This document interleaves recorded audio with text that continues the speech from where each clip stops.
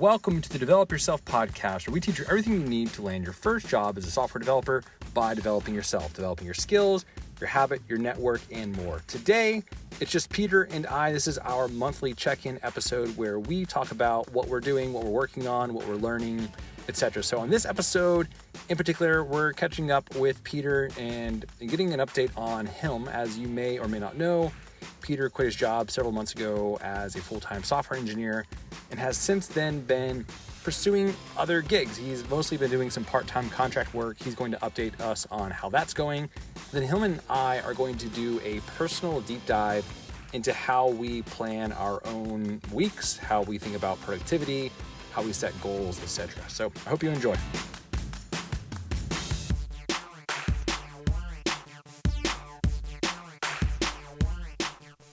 All right, man. Well, this is our. I think we're actually doing good this time. We're actually we're recording on time. But we were, full transparency, already talking a little bit before we started recording. But I wanted to definitely check in on like what we're up to. I think ideally it doesn't change that much from month to month. Right. So maybe just sticking with like, hey, what are you up to this month, and what are you working on, and how's your career progressing? May not be that interesting every month. But I also thought that would be cool to talk a little bit about, like, I think I sent you a message about this, but we didn't prepare it. Our productivity workflows, kind of like each of us, how do we spend a morning? How do we plan our weeks? I think that's probably a huge part of, maybe you agree or not, of like moving from junior to senior or as you progress. And actually, I'd be interested to hear some of that too. If we could probably get into like your course, like give us a little preview of like the content on going from junior to senior, because I'm super interested to see what kind of stuff you could say in that. But man, before we do that, why don't you just give me a little heads up? Is there anything noteworthy in terms of like your indie hacker life? No, unfortunately. So I think probably the biggest thing is that I started with a new client. So I think I mentioned this briefly last time because it was just shaping up. Maybe I didn't. It was like the same week we recorded. You stopped the other gig? Stopped the first one, started a new one. No way. Yeah, and it kind of happened randomly, but I'm hoping it'll work out better in the long term. So just to refresh the listeners, or if you're new, originally I wanted to basically do 15 hours a week, and I got a full-time gig that was 3 months. But it was a little bit hard for me to predict how many hours I'd actually contribute to this project in a given week, because it was hired for full-time, but they also said you can kind of do what you want, but also everyone kind of had the expectation that I would be full-time. And so practically speaking, what it ended up looking like is sometimes I wouldn't have that much to do. And then sometimes it'd be like, we have this big urgent task. And so it just made it really hard for me to plan, speaking of productivity and planning our weeks. And so it was fine. I really liked the team. It was an interesting product. But I was also just trying to figure out, after August 1st, which is when the contract technically expired, like, what am I going to do next? Because I was kind of feeling like, I probably don't want to be doing this through the end of the year. And then randomly, some of people in my network reached out that run a local agency and basically offered exactly what I had originally been looking for, which is about 15 hours a week. And so ended up switching. Yeah. So I am in my technically third week of that, but it's a little bit weird because it was kind of a slow ramp up, and it's more like a monthly hour requirement than a weekly one. And so I think a little bit the downside there is I have to like compensate to make up, like if I have vacation or something I'm realizing is when you're self-employed, it's like the amount of work is the same. And if you want to take off, you just have to fit it into less time. So I think that's just nature of the beast. But my wife and I took a trip end of last week. And so I'm doing a little bit more hourly this week. But anyway, that's just a long-winded way of saying I switched, and optimistic that it'll kind of help me to balance everything a little bit more. Nice. That's awesome. So this is a local agency in like Raleigh, Durham? In Raleigh. Yep. Nice. Have you worked there before? No. Okay, it's That's a not good smashing question. boxes. Yeah, You don't have to former say it is. employer. My former employer is, I think, kind of on its last leg. So it's not them. But yeah. So anyway, That's awesome, it's man. going well. Yeah, it's they've been really nice and good so far. And 4 or 5 year old code base, which is pretty new for me. I have not, working in an agency, a lot of time you're building MVPs. And so Yeah. having a mature code base to work with has been really interesting and it's kind of nice too, because there's a lot of established patterns. And so you don't have to figure out like, well, how are we going to do state management and how are we going to do Yeah. this and how do we structure the API? So I don't know. It's been good so far. That's so cool. See, I've only ever worked with product companies. And so like there either someone has solved this problem or like we're in the process of let's together figure out how we're going to solve this problem long term. So you're not like every decision you make is collective, which feels nice. Yeah. That's really cool. Yeah, I actually just literally this morning recorded an episode for the podcast on how do you learn new code bases. Oh, great. Well, maybe I can teach myself something. you probably will know more than me at the end of this. Man, that's really awesome. So how long have you been there now? I think I'm at the end. It's the end of week 3. Okay. But my tech Cool. lead was on vacation the first week. And so it was a little bit like, well, just poke around and kind of, get everything set up that you would do in any normal job. So maybe too early to tell like what you're going to do with all this. Because I assume you freed up like around 15 hours that you... Yeah, that's the thing that's tricky is that I was probably averaging 15 in the previous one. So I submitted 10 invoices, 2 weeks each. And I think on the whole, I was averaging about 15. But the thing is, it would vary too much for me from week to week. So I'd have like Gotcha. a 30, but then I'd have like a 10, and then I'd have like a 35. And so it's just more consistent this way. I'm not sure that at the end of the day, I'm actually going to have that many more hours. I may, but I'm not really sure yet. Like not that many more hours total, but they would be more consistent perhaps. Yeah, it's just easier for my planning, I think. Yeah, no, I think that makes sense. I mean, that's the way I'm built too, is like I need to get into like a rhythm that's going to exist for at least 6 weeks, like, so when you say planning, like, what do you mean? Like what kind of plan, like your vacations or your other kind of like indie hacker work? I don't know. Yeah, just kind of day if there's by a better day. phrase for that, let me know. Yeah, just so I have it broken up. We might get into this, but I actually have it broken up on my to-do list. Parsity, self-employment, contracting job, and then miscellaneous life. So basically just trying to figure out all those things, because the issue with the previous contracting work was the expectation wasn't really explicitly set around my hours. And so it's not like I could be like, hey, I'm tapped out for this week. It was kind of like, we need this thing done. And it was a startup, so it was inherently a little bit chaotic anyway. Yeah. And not like amazing planning, which is something that I think comes with a little bit more mature organization. And so I think the benefit for me now is that I can say, if I hit my whatever hours, I can, the expectation with the whole team is kind of like, I'm not doing it full time. And so I think I just have a little bit more in terms of boundaries with, I'm tapped out for this week, but I'll take a look at it when I can, kind of thing. I couldn't really say that before. Right. No, that makes sense. That's awesome, man. Yeah.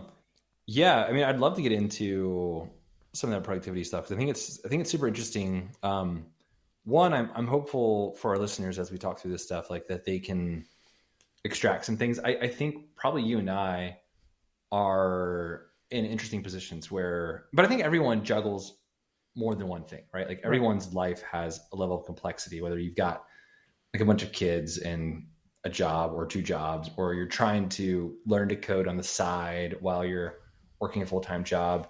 But I think each of us probably have established, as you just showed me your to-do list, some methods around juggling and weighing and balancing all this stuff. So I don't know how to start this, but I want to ask about, like, whenever you think about, and maybe we can back up here, and this isn't necessarily the framework that you work off of, but if you think about like a given like year or 5-year, 3-year period, how do you approach like goals? Because I think that's where my brain starts is, okay, my to-do list today should be somehow tied to like a longer term goal, vision, value system, something.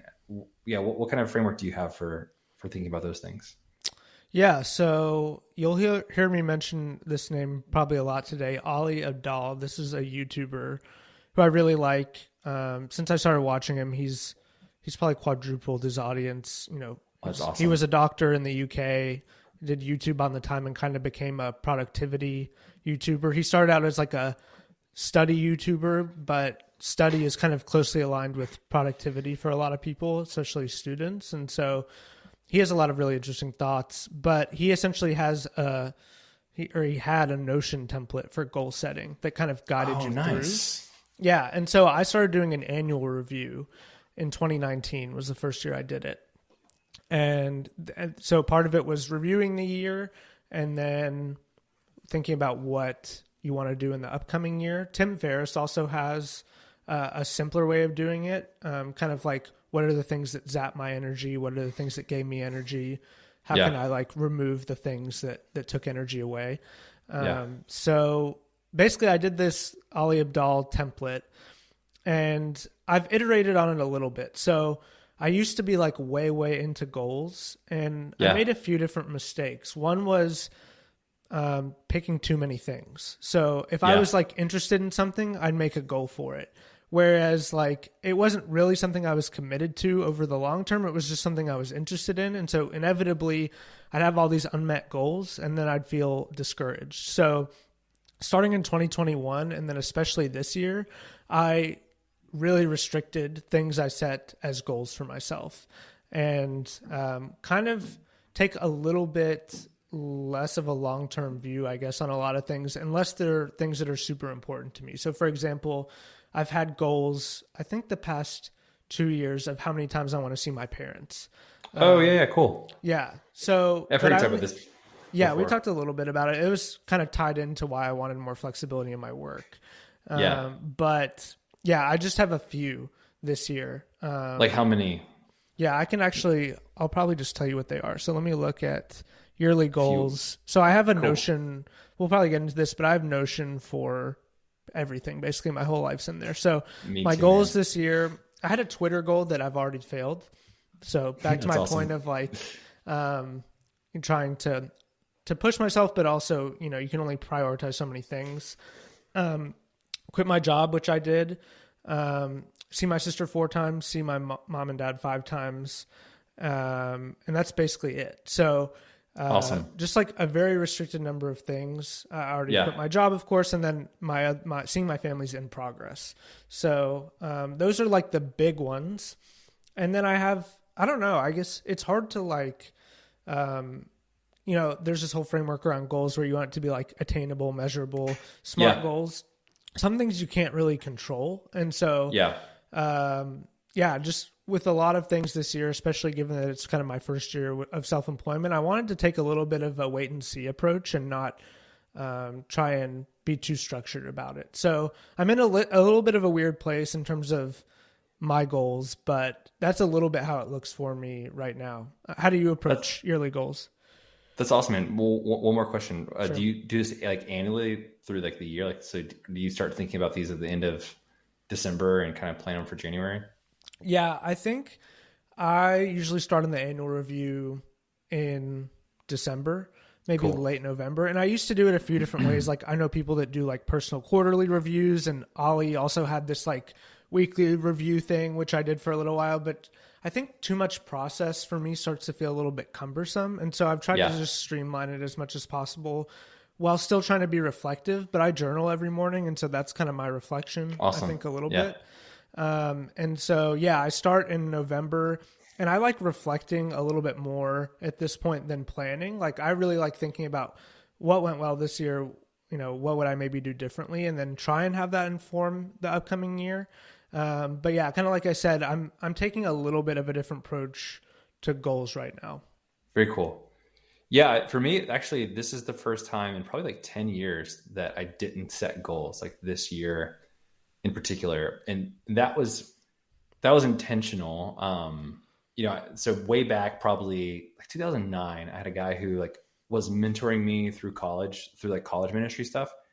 And he kind of presented this framework for like, how do you review your previous year and then think about the things that you want to see in the upcoming year? And it was pretty vague. It was just like a time reflection. I was like, oh man, I've literally, 2009, what I was 21.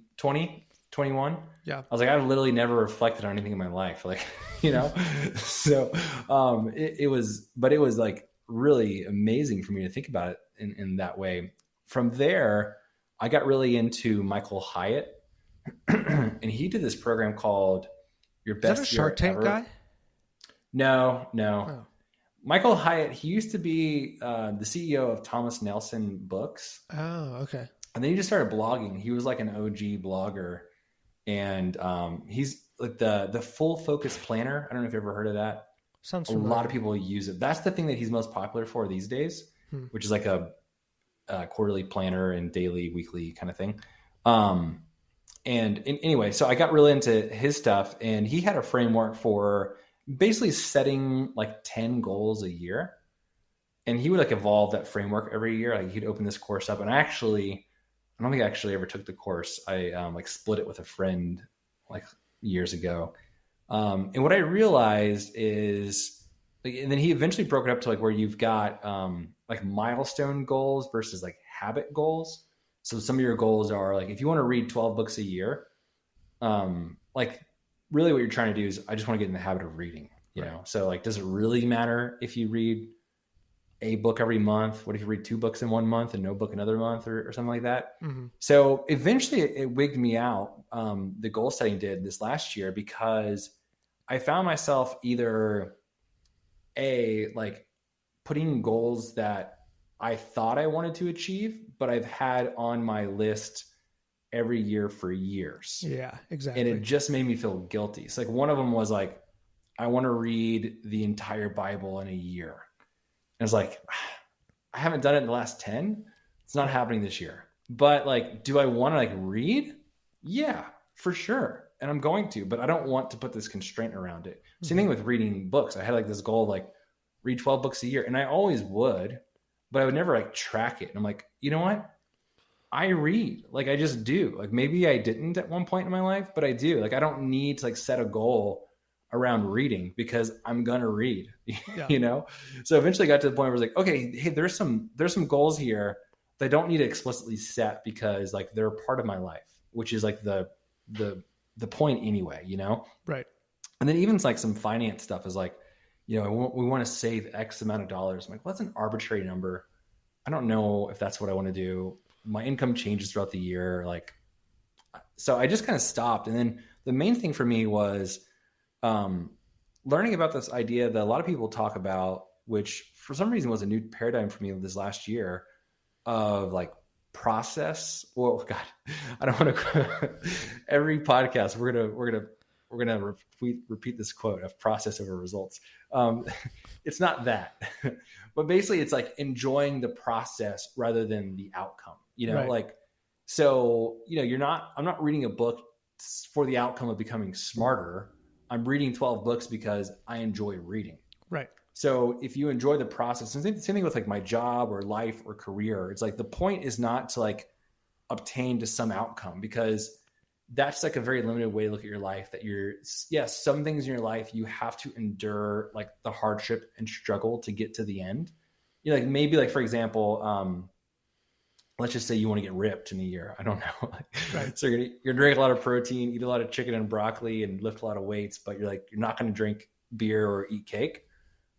Even that, it's like, okay, if that's your goal, then even though, yes, like in a vacuum, eating cake feels better than eating broccoli, like you have to enjoy it. Like, right. Like if you're doing a bunch of exercises, for example, like, and that's what something I even thought about with fitness. It's like, I'm not going to ever be like, just, you know, as a weird example, I'm not going to be a bodybuilder. Like I'm not going to go to the gym and do curls all day. Mm-hmm. And do those weird machines. I don't even know anything about that to get like a good physique.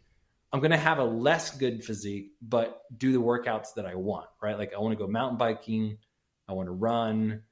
maybe do CrossFit, and like I could get better physique results from those things, but like I want to enjoy like working out, so that's just an example of just the way I tried thinking about things this year instead of orienting around goals. But at the same time, I have done this thing before, and I got this actually from Donald Miller.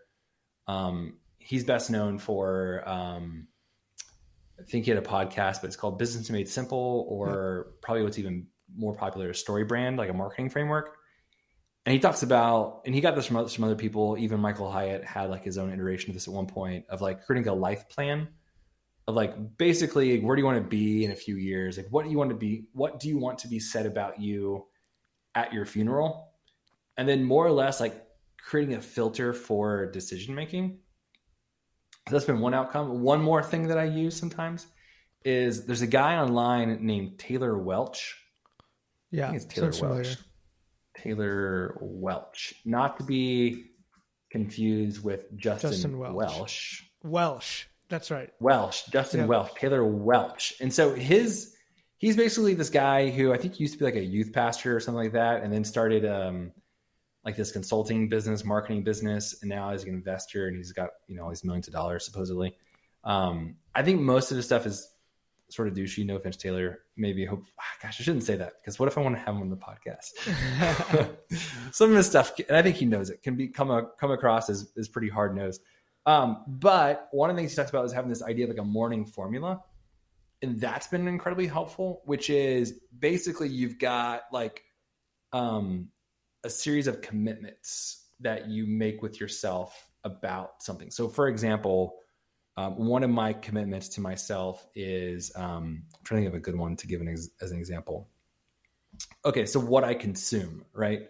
So like, I think my commitment reads something like, let me find it real quick in Notion, and then, so I don't butcher it, and then I'll be done yammering about my goals. 1 second. Let's see here.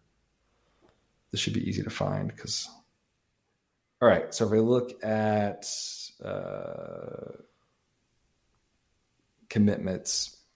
Okay. So it's called What I Eat Mentally. And so it says, I avoid the news, I avoid NPR in the car, or I avoid social media on my phone, YouTube, etc. If I want to be entertained, I'll watch something with Sarah, that's my wife, or read a good book, or the occasional podcast. If I want education, I'll listen to podcasts or read nonfiction or listen to audiobooks. So basically this idea of like, I'm going to only put into my brain stuff that's like either educational, or if it's going to be entertainment, I'm going to be entertained by specific things. Like I don't want to be entertained by the news, right? Because I don't care what Donald Trump's thinking today.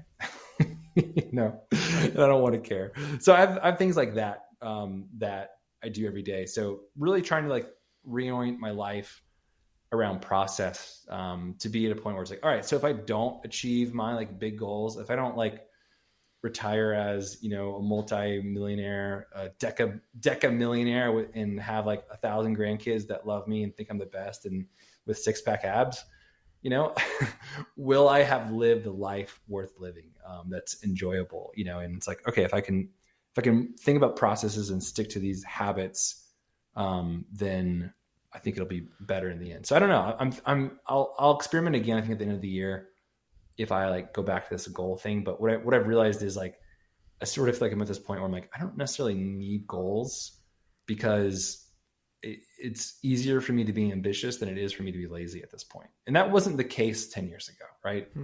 It was easier for me 10 years ago to be lazy than it was to be ambitious. Right. Yeah. I think it's a momentum thing. Like, you get some wins, you get some skills, you get some confidence, and then you want to naturally do more things.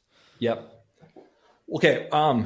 Another question here. What about weekly planning, right? How do you plan your week? Like what's your habit for like, and probably I would assume this starts for you like Sunday night. Most people it does. Like you get the Sunday scaries. You're like, oh crap, what am I going to do this week? How do you handle that? So for me, I live in Google Calendar is kind of in terms of scheduling appointments, all that kind of stuff. And so, I keep it super up to date. I put everything in there. Typically there's very little lag between something getting scheduled and it ending up in my calendar. And often I'll just ask people like, could you send me a calendar invite? And so everything's there. So yeah, on Sunday, usually I'll kind of talk about what's, not talk, but sometimes actually talk, because my wife and I do a weekly set of questions. And one of them is, there's not an explicit question about what's coming up this week, but it's kind of a good opportunity to talk about what do we have this week. And there's like a notebook or planner thing that goes with it where you actually take notes on each day so that you're like on the same page. But basically that's our time to talk about what do we have going on this week. Is this a Notion? No, it's actually a physical book. Oh, cool. But we don't really use the book anymore because we have the questions memorized. So we'll just talk to each other. And then usually that's our time to say. What's the book? It's called, I can go grab it. It's, oh wait, hold on. Is that it? Yeah, here. I don't think this is it. Oh yeah, this might be it actually. Oh yeah, so we have this one called the Marriage Journal.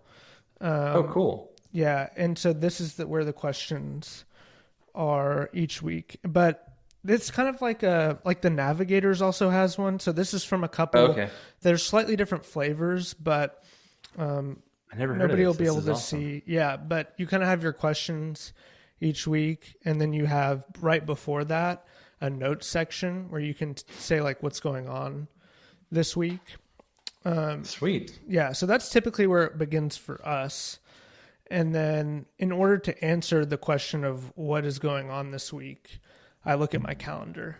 And so that's where I begin to figure out what I need to do, what's a little bit more urgent, what's not.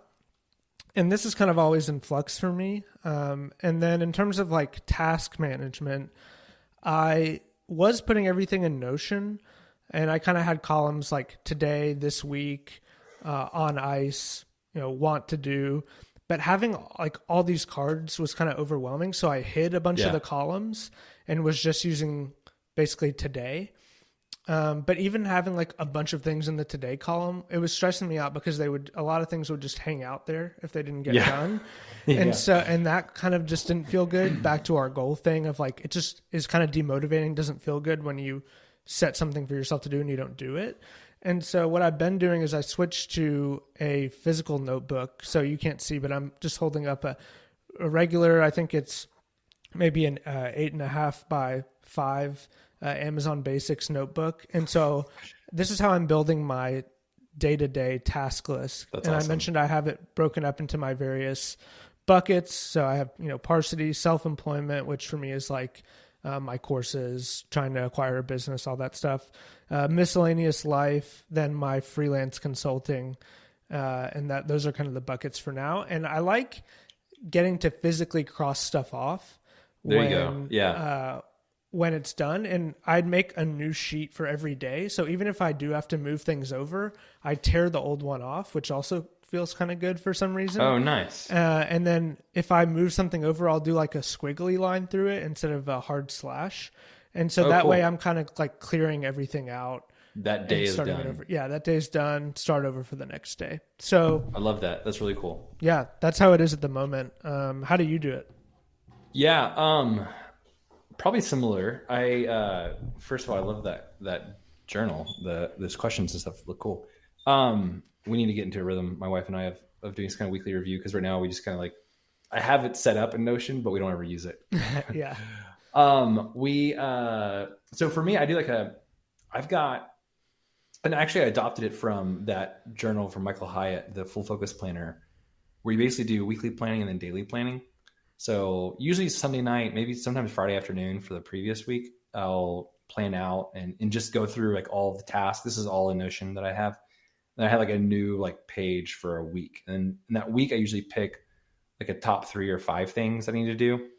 And then I have like this process for like review sort of everything, like tasks. I'm very big into inboxes, right? This idea that like if something, and that was from there's this book, classic, Getting Things Done by David Allen. Mm-hmm. And probably the best principle from that book is this idea of mind like water, that like if you have something that comes to your mind of like, oh crap, I have to do that.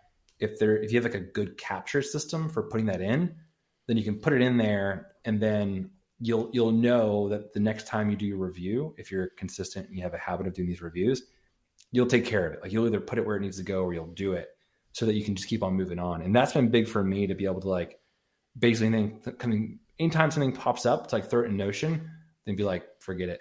I'll next time I do my either weekly or daily review, I'll handle it. So I do that. And then, that's like the weekly thing. And then, reviewing calendars, all the kind of stuff that you normally do. I do that, on that weekly thing and set my big task for that week. I do have Notion set up similarly to your Notepad, which is I finally, after like years of trying to figure out like what projects are, quote projects, I finally like dialed in like what my projects are in Notion.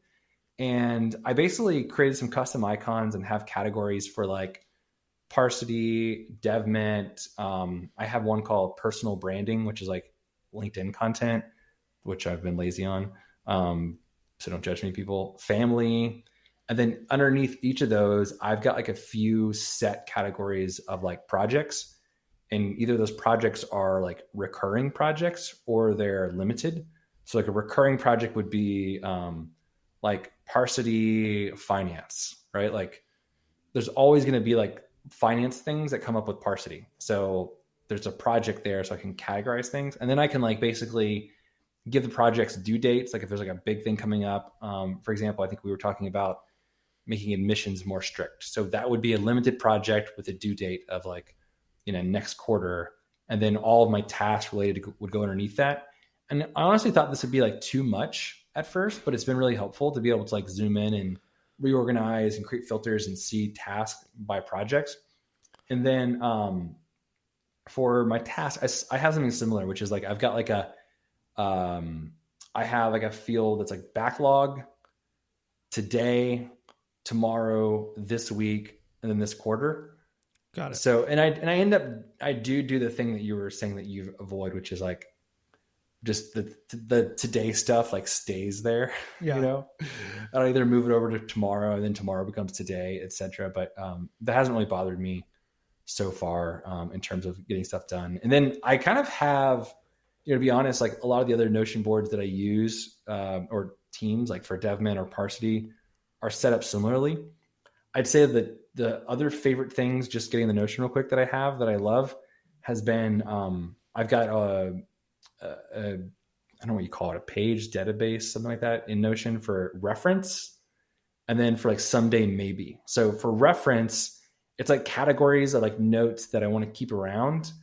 And they're tagged by like one's called codes and numbers, right? So this probably isn't safe, but like social security numbers, those kind of things, like for all my family is all categorized underneath like codes and numbers. And then someday maybe has actually become one of my favorite. And every one of my tags or columns in someday maybe has like a 2 in front of it. So it might be like to build, right? So I get an idea of like, I have this workbench I want to build next week for my garage. So it's underneath there. Or there's like to drink, which is like cocktails I want to try making, or to eat, it's restaurants. So it's a variety of things. Some of them are even like to, I forget what it's called, but it's basically like long-term goals of like, one of them is like building this like big family camp with like multiple buildings in Asheville. That's just like on my list of, or one of my biggest ones is like businesses to start. So it's like, it says to start, and it's just like random business ideas.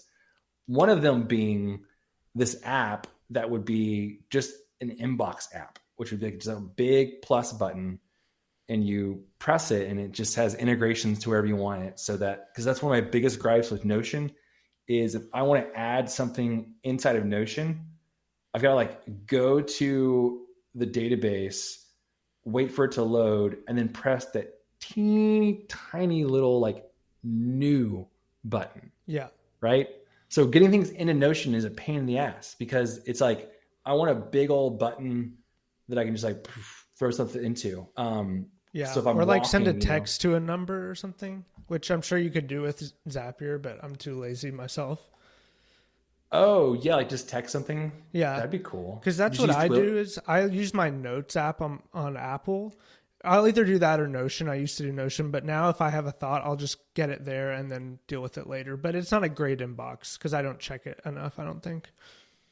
So, no, I just announced it, but if you want to do a SaaS indie hacker project that's like the cleanest UI, like universal inbox for notes, I think it'd be big for like the folks who use the who subscribe to like Second Brain stuff, Yes. I was wondering if you were going to get into that. I've been meaning to delve into all that a little bit more, but never have. Curious about like your projects thing. So do you have one like huge task list and then you kind of link them to a project, or every project has its own kind of task board? So I've got in Notion, I have a database full of all my tasks, and then I have a separate database of projects, and then there's relationships. Got it. Cool. Between tasks and projects. And so usually what I do is I just throw tasks into this like one like inbox list, and then I process them like to projects and due dates and all that kind of stuff. Got it. So cool. For the most part, that's worked. I redid all of that probably in May. Just because I was realizing, okay, I need categories here for and no like to-do list apps have ever been like very helpful for me in that. But anyway, so we'll see how it goes. Cool. What were we going to say? Well, one thing I wanted to ask about, we talked briefly about this last time, but so you guys are in a busy season of family life, and you mentioned that you've kind of like automated, like taken the real kind of developer approach. So anything you want to say about like stuff you've done to just streamline your family life? To be honest, not really. I think I was all like super excited and proud of myself that I had done all these great things. But really, I think it comes down to the thing that's been most helpful is like being willing to spend money on help. Mm-hmm. So I'll give you a few examples. Like my wife started working, yada, yada, yada. Like we do have more income than we previously had. And so now we are more comfortable spending money on stuff like someone cleans our house every 2 weeks. Like that would have sounded crazy to me in previous season. Like someone comes and cleans our house every 2 weeks, but I'm like, that's money well spent, that's something that's like going to take so much energy out of us, to do ourselves. Another one is, I recently hired someone to do like all of my personal finance and bookkeeping. So, shout out Melissa. So Melissa comes in and basically every week, will categorize all transactions of everything we've spent and like, send us like a report of like, hey, here's stuff I didn't know how to categorize. And this is where you are this month. And then we meet monthly to like go over our new budget because, every month, like things change right. With your finances, like in terms of, are you going on a trip? Those kind of things. And so like, that's been helpful just to have peace of mind that like, hey, I know my house is going to be clean and my finances are in order, those are big things for adults. Yeah. They're huge, man. And so the rest of it's like, okay, now I get to spend, and it's kind of like this with business too, right? It's like, I want to delegate the stuff that is quote low cost, but takes up a ton of time. Mm-hmm. And like, this isn't free. This is like probably costing us, what I'm talking about is like $500 a month, which isn't nothing, but like in the long run, like that enables to be so much more productive, like when I'm at work and doing stuff. So, that's just frees up time to spend with your kids that you'd otherwise spend cleaning the house, or just not clean the house and then you're living in squalor. That's no fun. Yeah, totally. I mean, and it's just easy to wreck it out whenever like everyone's working so much and we're cooking all the time in the evenings and the kids are running around on the weekends. It's like we're less stressed, which is worth so much money. Yeah. To be less stressed. Awesome. The rest of it I think has been good though, because at least, we've like been using Notion a lot. So like anytime, like yesterday morning, Sarah got into like a fender bender and, needed to like show insurance and it's like, I just had it on Notion, so it's been nice to like be organized at least.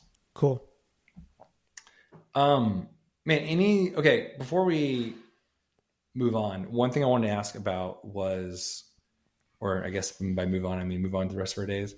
I want to ask about junior to senior. Like, give me a preview of like what is it? Like, it's I know it's a course you've got, help people go from junior to senior, but like, what's the crux of it? Like, what do you have to really do to go from being a junior developer to a senior developer? Yeah, so it's somewhat related to what we're talking about, which is basically I break it down into a few different things. Really, any kind of promotion, the big high level thing that I think anybody should take away is, and it sounds very unromantic, but at the end of the day, when you have a job, you are supposed to provide more value than you take. Otherwise, it doesn't make sense for a company to employ you. Yeah. And sometimes that's a little bit hard to quantify, right? Sometimes it's easy. Like if you are an accountant, you save your company money in taxes. That has a number to it. With even developers, I think it's a little bit harder. But there are ways that you can essentially grow in the value that you are able to contribute and communicate that. So I think those are both key pieces. Cool. Some people are really good at one or the other. Like, you know, you don't want to just have one. So if you're someone that's talking about all this stuff that you're doing, but you're really not doing that much, you just seem like you're full of yourself.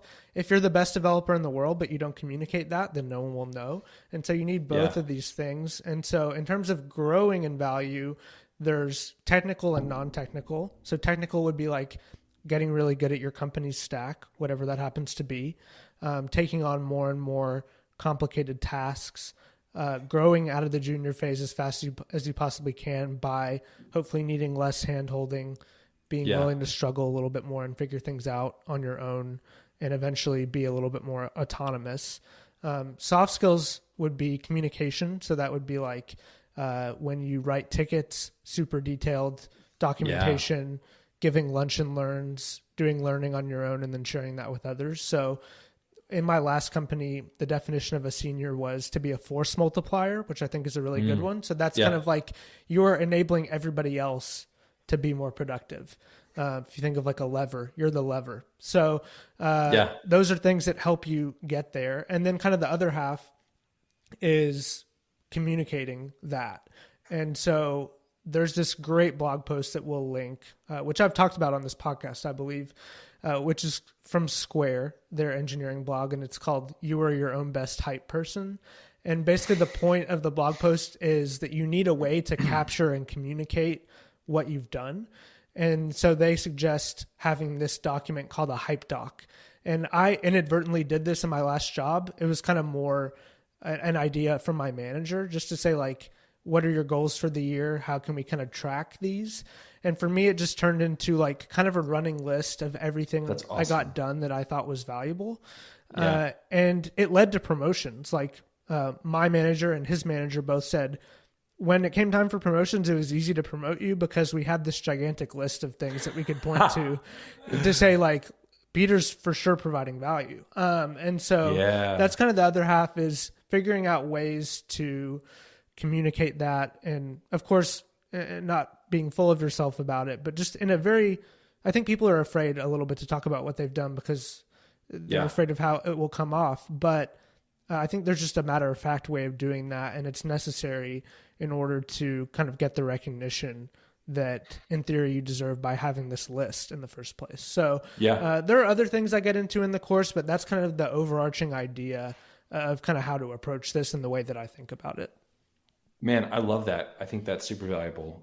And I do think it's relevant to what we talked about, right? If you're tracking your goals and setting goals in your own life, then it'll be that much easier to do that at work and hopefully be promoted quickly. Yeah. Man, good stuff. I think that pairs well actually with the upcoming episode on learning new code bases. Yeah. Because one of the things I mentioned there was this idea like, hey, if you one thing you can do is like carve out a subsect of the code base that like you own, right? Like you can quickly become an expert on a small piece of it. And then even as like you're onboarding, as you're learning, like if you find holes in that process, like there's no documentation for it, then write it. Yeah. And then like how much that's forever visible, right? Like if, for example, if your company has a very particular way that it likes to use Git, there's no like documentation of like, hey, this is our preferred Git flow. It's just something that like it's verbally shared over time, which is probably common for developers, like to like just do it and not worry about documenting it, especially if they're not, necessarily compensated or promoted based off documentation. But then you document something, like that's a way to be visible. So man, I'm excited for all those nuggets. Is your course up already? Yeah, it's up. It's on Udemy. We'll include a link again in the show notes. I might need to regenerate the coupon code, but yeah, it's free for listeners of this podcast. And what? Yeah, free. Sweet. Yeah, so I was trying to get enrollments and hopefully get some reviews at the beginning. No one's reviewed yet. So if you're out there, you've taken it or even taken part of it and had a positive impression, then feel free to leave a review. That would probably be helpful. Yeah, not only feel free, feel obligated to leave a review. There you go. Unless it's a bad one, unless you don't like it. Right. In which case, send Peter a message. Yeah. I'm sure he'd want to know. I'm happy to take feedback. Hopefully not super publicly right at the beginning, but yeah, good stuff. Awesome, man. All right. Well, thanks for taking the time. Have a good weekend. Yeah, you too, man. Talk soon.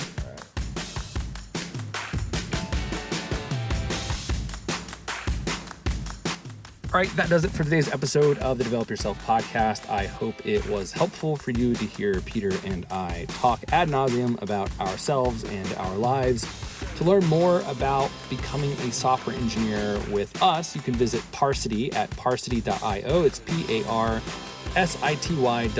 That is our full-time and part-time, I guess we have both options, coding bootcamp, software engineering school, whatever you want to call it. If you want to dive in deep, early, without having to commit to a full boot camp, or rather I should say to prep you for admissions for the boot camp, because we don't take brand new beginners, you have to know how to code already. Check out Dev30, it's dev30.xyz. It's a 30-day program to get you up and going on JavaScript. It's cohort based. We've got another one coming up this month, so definitely take a look at that. As always, check out Peter's YouTube channel where he is chronicling his information, or I guess you should say his journey, a little bit more in detail. And then check out his new course he has. I think it's free for y'all, he mentioned in this episode, which is going from junior developer to senior. So even if you're not there yet, these are helpful things that you can start thinking about to prepare yourself for a career as a software engineer. For whatever reason, I'm out of breath. I will see you all next week.